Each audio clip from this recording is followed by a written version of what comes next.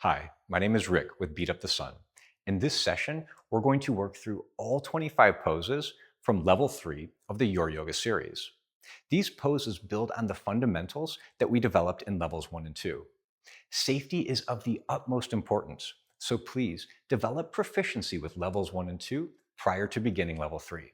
Also, take a moment to review the disclaimer included in the notes for this video, and then finally, remember that not all poses agree with all people. And so, if a pose doesn't feel right, skip it. Our purpose here is not to master all yoga poses. The purpose here is to find your yoga. All right, let's get started. Please meet me in standing. We're going to begin with 3 centering SN5 breaths. The S stands for soft, the N stands for nasal, and the 5 refers to 5 in and 5 out. Very good, here we go. Inhaling through your nose for 5, 4, 3, 2, 1, and softly exhaling for 5, 4, 3, 2, 1. Inhaling for 5, and exhaling for 5, 4, 3. One more. Inhaling through our nose for 5, 4, 3, 2, 1. And exhaling for 5, 4, 3, 2, 1. Beautiful. Let's begin with a brief warm-up. Top of the sun flow. Inhaling, our hands come up long overhead. And exhale, keeping a slight bend in the knee, we come to a forward fold. Inhale, lifting halfway up. Upper back is active, gaze is looking straight at the ground. Exhale, we release, forward fold, still enjoying this generous bend in the knee, releasing through the shoulders, relaxing the neck. Inhale, back to the top. Reaching up even longer now, elevating through the scapula. Exhale, forward fold.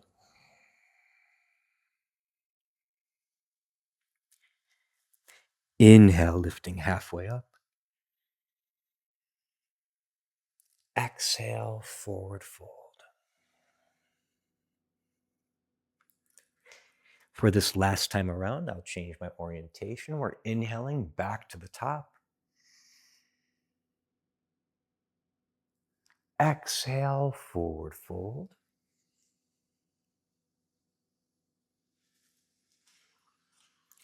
Inhale, lifting halfway up. And here we will transition. From this halfway lift, we are now going to place our hands on the mat and step back to plank. In plank, the crown of our head is reaching forward, the heels are reaching back, the core is engaged with our tailbone tucking slightly toward the ground. Our fingers are spread wide, middle fingers pointing forward. The palm, the entire palm is connected with the ground to be protecting the wrist. And from this plank, we will lower slowly all the way down 4 inches off the ground. And here we find a technical pose, chaturanga. In chaturanga, the elbows are hugging at our sides. The crown of the head reaches forward as the heels reach back. We're very active here. Hands are at chest level. From this chaturanga, we are going to release, untucking our toes, pressing up toward an upward facing dog. Upward facing dog is very similar to cobra, except in cobra, our waist is connected with the ground, and here it is just the insteps of the feet. We want our elbows hugging the sides, shoulders down and away, and the heart reaching forward. Notice how my neck is not arching back. My gaze is just in front of me toward the ground. From here, we press toward a downward facing dog.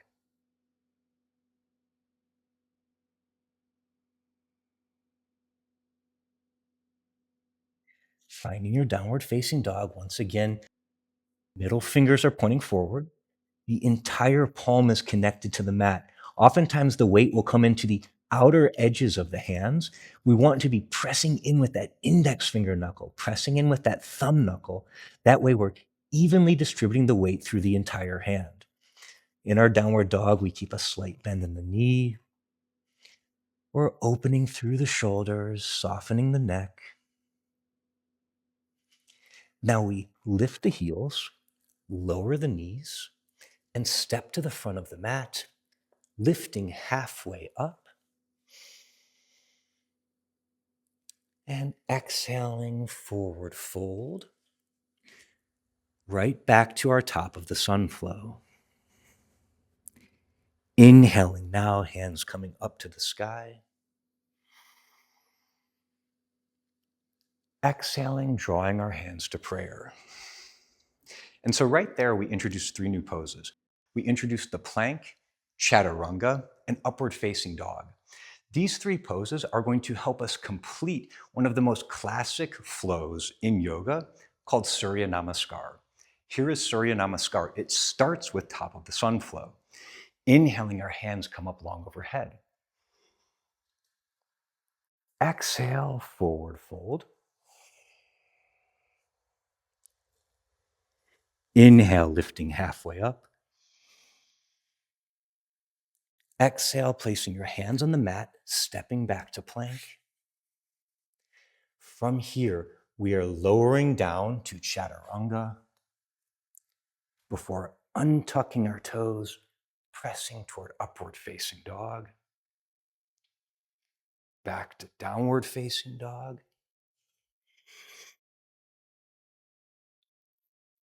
Lifting our heels, lowering our knees, stepping to the front, lifting halfway up. Exhale, forward fold. And as we inhale, hands to the sky, we find ourselves back at the beginning.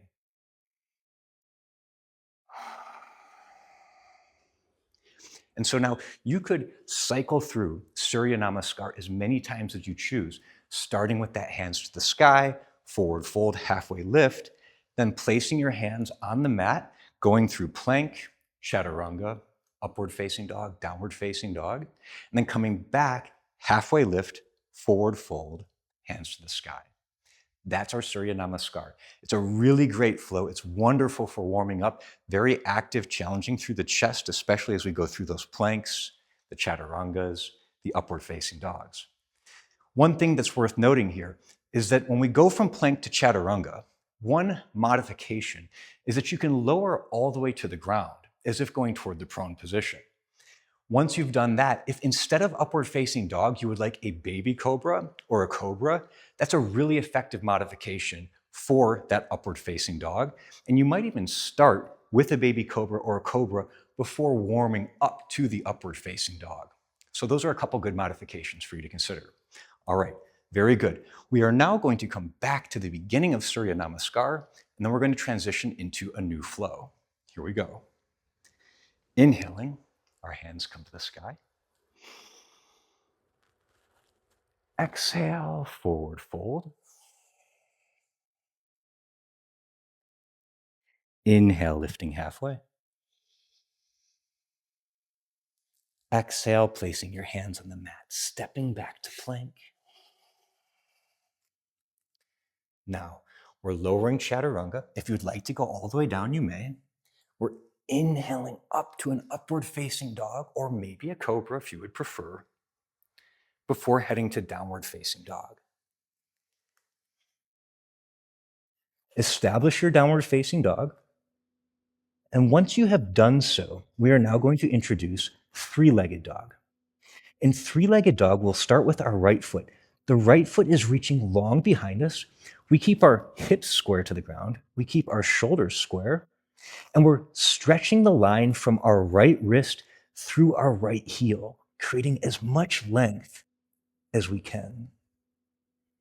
Now, in the space that we've created, the right foot is coming forward through to the front of the mat, and we're coming up toward a crescent lunge. This is the first of the 5 lunges in the 5 lunges flow. Remember in your crescent lunge that we want about 2 to 4 inches of space in between the feet so that we have a nice, wide, stable base.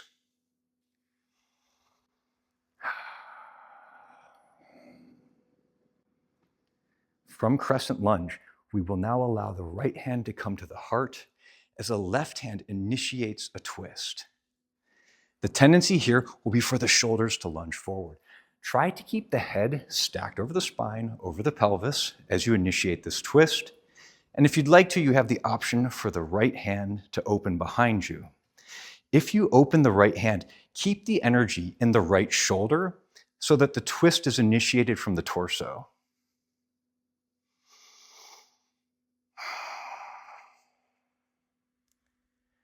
Back hand comes forward, shoulders square, hands to prayer. Our third lunge is prayer lunge twist. The left elbow comes to the outside of the right thigh. The right hand comes on top of the left. Our gaze starts straight down here. If we would like to, we can apply a little pressure with this right hand, helping guide the twist a little bit deeper. Now, a couple options here. If you would like to make this a little bit more challenging, you can practice shifting the gaze through the right elbow or upward toward the sky. You'll notice how destabilizing this is, especially if it's the first time you're trying this. And so I strongly recommend everyone who's new to this especially to really just enjoy keeping the gaze straight down at the ground. When you're ready, the right hand releases, the left hand dismounts, lowering to the ground, and it connects with the ground. Feel some weight coming into that left hand as the right shoulder lifts, the gaze shifting through our right thumb. Now, imagine a line from the back of your head through your left heel. Stretch that line, connecting the pose. Ensure that you're bearing weight in the left hand and have the right hand lifting you off the mat. Very good. Now we head toward our final lunge. Back knee lowers to the mat. We're coming toward a low lunge here, a level 2 position. And we start with the left hand coming up onto the right thigh. An option here is to place a towel, a pad underneath that back knee for additional protection. I have a really thick, dense mat, so I don't need that additional protection with this mat, but if I had a different mat, I almost certainly would. As we come into the low lunge, we have 4 different options here, which we reviewed in level 2. We can keep both hands nicely supported, and we can get a beautiful stretch through this left hip flexor.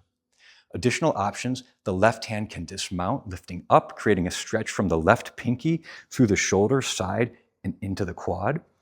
We can also shift our gaze upward through that palm, or even release the right hand, finding the left hamstring. Several different ways for us to express the low lunge.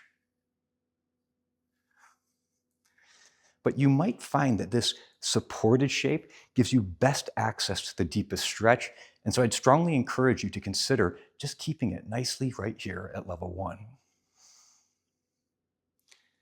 Very good. Now, I'm going to grab a block because we're going to transition to a half split.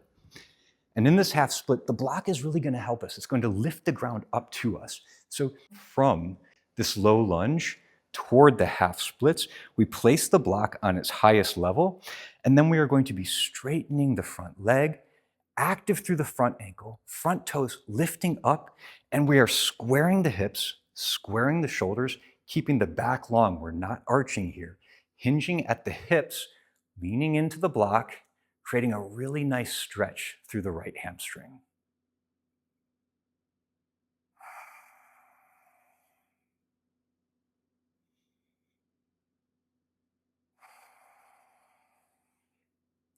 Now we will transition to a lizard pose, another new pose.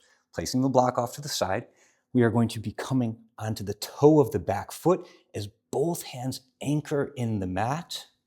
And here is our lizard pose. We have a couple options in the lizard pose. If we would like to lower the back knee, we can always take this as a baby lizard. No issue there. Additionally, we can heel toe this front foot out a little bit wider, maybe even coming onto the outer edge, giving us a little bit different access to the hip opening. Additional things you might consider, using a block to lift the ground up to you. Maybe you can relax into it a little bit better that way. So several subtle variations that we can use to kind of find the lizard that's right for us.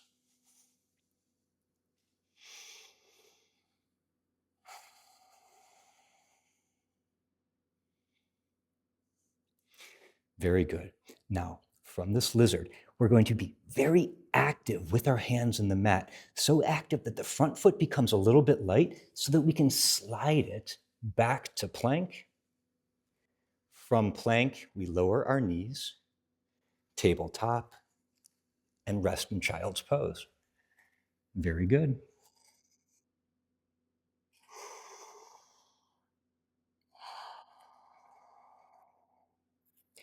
This is a great time to have a drink of water, to have a towel to wipe down the mat, wipe down the brow, whatever it might be, or to slow down the breath and just relax.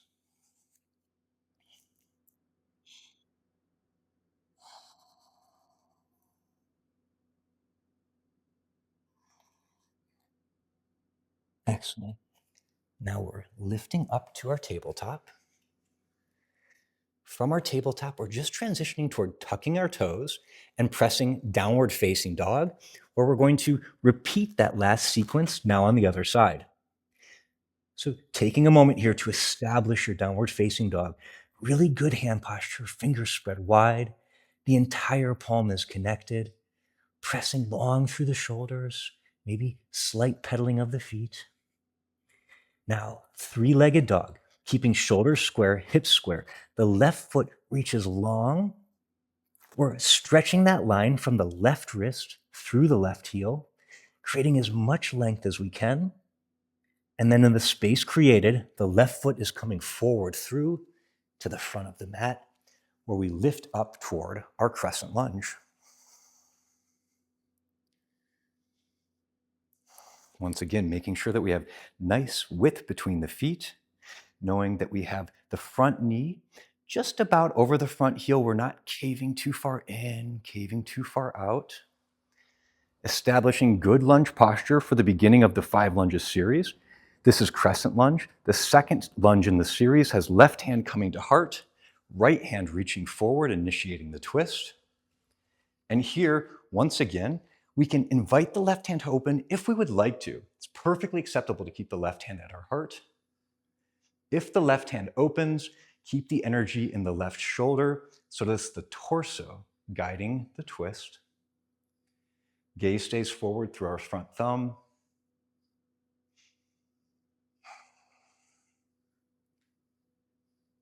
Very good. Hands coming together, shoulders squaring, hands in prayer. Now we head to prayer lunge twist. Right elbow comes to the outside of the left thigh. Gaze is straight down at the mat. We stretch long with that right heel. We're strong, we're connected. Options, if you would like to shift the gaze through the left elbow or upward toward the ceiling. Once again, those are just options, especially if this is your first time. I strongly encourage you just to keep the gaze straight down below. Now, releasing the left hand. Right hand lowers, anchors in the mat. We bear weight in the right hand as the left shoulder opens, gaze shifting through the left thumb, stretching the line from the back of your head through your right heel. We have an integrated posture, evenly distributing the weight through our 3 points of connection with the ground, gazing up through the thumb. That hand is reaching, lifting us up off the mat. We come right to our breath.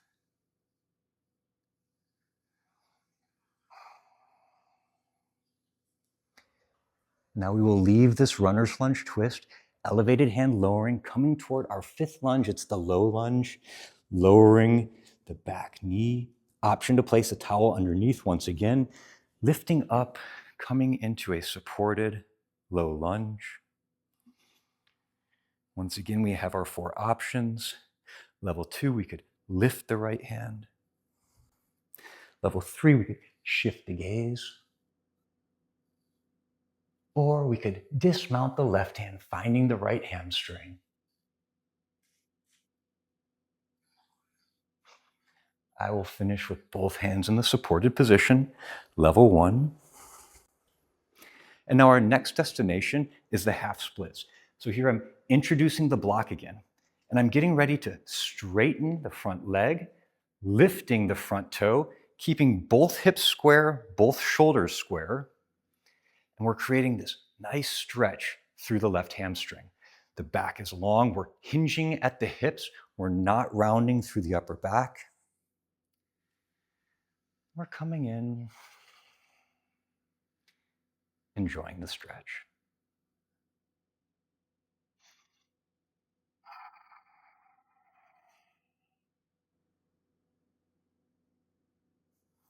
Very good. Next destination is lizard, placing the block off to the side, front foot lowering. We're coming onto the toe of our back foot as the right knee lifts. Here is our lizard pose. Once again, our options, we could be lowering the back knee, taking a baby lizard. We still have great access to this left hip extensor, so no problem with that baby lizard if you would like that. Additionally, we could be heel toeing the front foot out to the left, coming onto the outer edge, seeing how that feels. Another option, once again, could be to place the block on the ground and using this to support us to lift the ground up to us.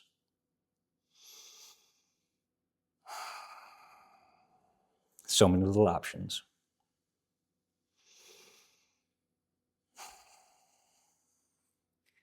Very good. Both hands anchoring, pressing into the mat strong so the front foot becomes light enough to slide back to plank. From this plank, we lower our knees tabletop, and then we spread the knees slightly and come toward child's pose.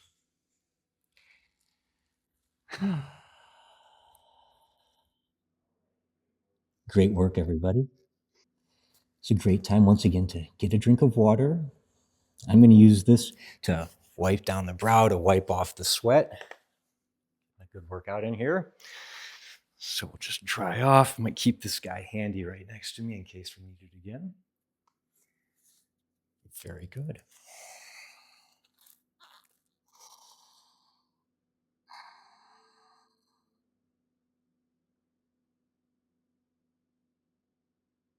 Okay, on the new poses. Inhaling, we're lifting up to tabletop. Once we get to our tabletop, we're pressing toward a plank. And now we're heading toward a side plank. So feel the weight shift into your right hand. The outer edge of the right foot comes toward the mat. The left hand is lifting, and this brings us into our side plank. Now, if you would like to, you can lower this right knee, taking this as a supported side plank. That's one option.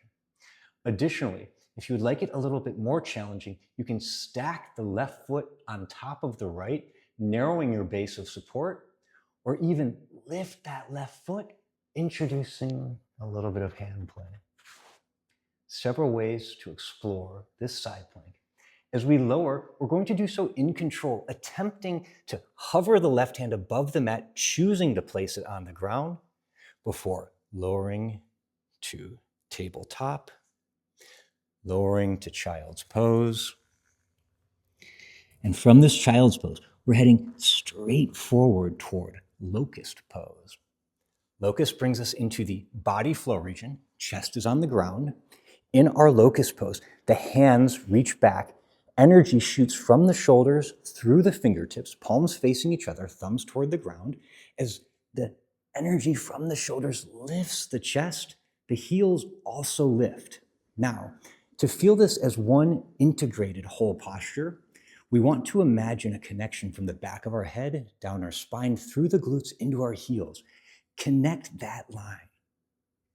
Our gaze is just a foot or so in front of us. That keeps our neck nice and long. And as you inhale, see if you can feel the air finding the space in the lower belly between the spine and the floor. We're here for 2 more breaths. As you inhale, you are inflating yourself with air, so naturally you will lift slightly on the inhale. As you exhale, it's normal to lower, but keep that contraction. Keep the locust pose to the best of your ability. We have 1 more breath. If at any time you would like to lower out of this, of course you may. You can lower into the prone position. And releasing, coming back down to the ground, and we'll press our way back to a child's pose. Very good.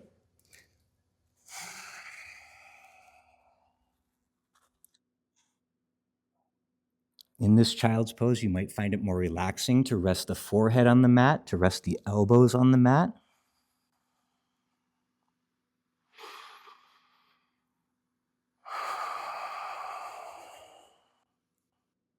Now, we are going to find side plank on the other side. Here we're going to go into side plank on the other side. We're coming up to our tabletop.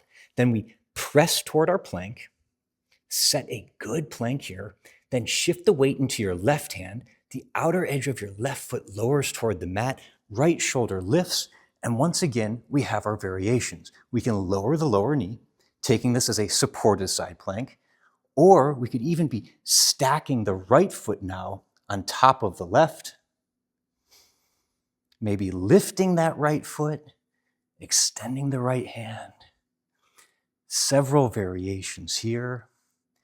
And as we're ready to come out of it, this right hand is lowering in control toward the mat, choosing to place it on the ground before lowering the knees, tabletop, child's pose. And now from child's pose, we're going to transition toward yet another new posture. This is Thunderbolt, walking our hands back toward our thighs. We're coming onto a seated position on our shins. Now, I'm going to address the camera, changing the orientation so that you have a better view of it. There's a couple things to note here. It took me a while before I was comfortable with Thunderbolt. The open instep that's required here, feeling comfortable with the pressure through the shin, it's a little bit different. So if this isn't comfortable for you, a couple options. One, you can always take easy seat as opposed to this. Anytime we call out the Thunderbolt, you can just come in like this if you would prefer, perfectly acceptable. If you would like something in between, when you come to the Thunderbolt, you can take a block and place the block underneath the rear end and use this to lift the rear end up a little bit and also to bear some of the weight so that there isn't quite as much weight on the shin, on the instep.